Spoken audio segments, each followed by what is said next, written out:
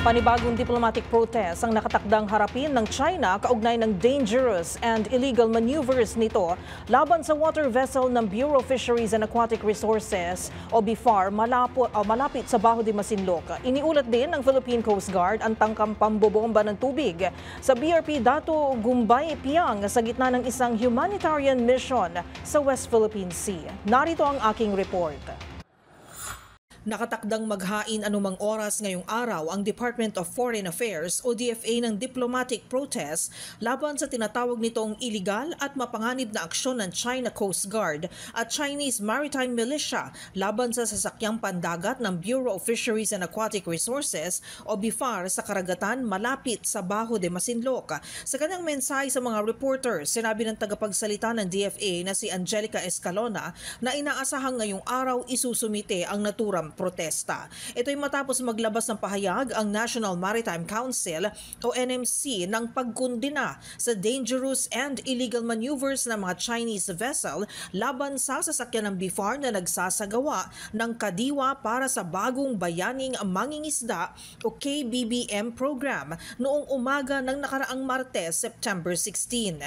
Sa kanyang post sa X, sinalaysay naman ng tagapagsalita ng Philippine Coast Guard o PCG na si Commodore J. Tariela ang insidente kung saan tinangkang bugahan ng water cannon ang starboard side ng BRP Dato Gumbay, Piang habang nagsasagawa ng misyong magdala ng tubig, pagkain at krudo para sa mga Pilipinong mangingisda sa karagatan sa paligid ng Bajo de Masinloc. Dahil dito tinamaan ang starboard side ng BRP Dato Gumbay, Piang na nagresulta sa pinsala sa naturang vessel tulad ng mga nagbagsakang salamin ng mga bintana sa bridge, partition sa cabin ng kapitan at short circuit na nakaapekto sa daloy ng kuryente sa mga outlets at aircon units ng sasakyang pandagat. Isa ring personnel ng BIFAR ang iniulat ni Tariela na nagtamo ng sugat sa sanhi umano ng mga nabasag na salamin dala ng water cannon. Sa kabila nito, sinabi ng NMC na matagumpay pa rin naisagawa ang humanitarian mission kasama ang siyam na iba pang BIFAR vessel sa lugar. Gate naman ng NMC ang mapanganib at agresibong aksyon ng mga Chinese vessels sa West Philippine Sea ay malinaw na paglabag sa 1982 United Nations Convention on the Law of the Sea o UNCLOS, ang 2016 South China Sea Arbitral Award at ang mga batas ukol sa maritime safety regulations.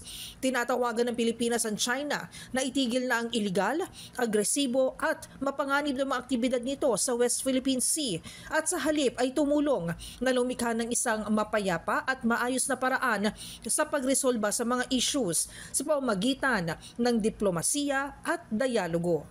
Para sa MBC TV Network News, ako si Karen Oyong ng DZRH. Una sa Pilipinas, una sa Pilipino.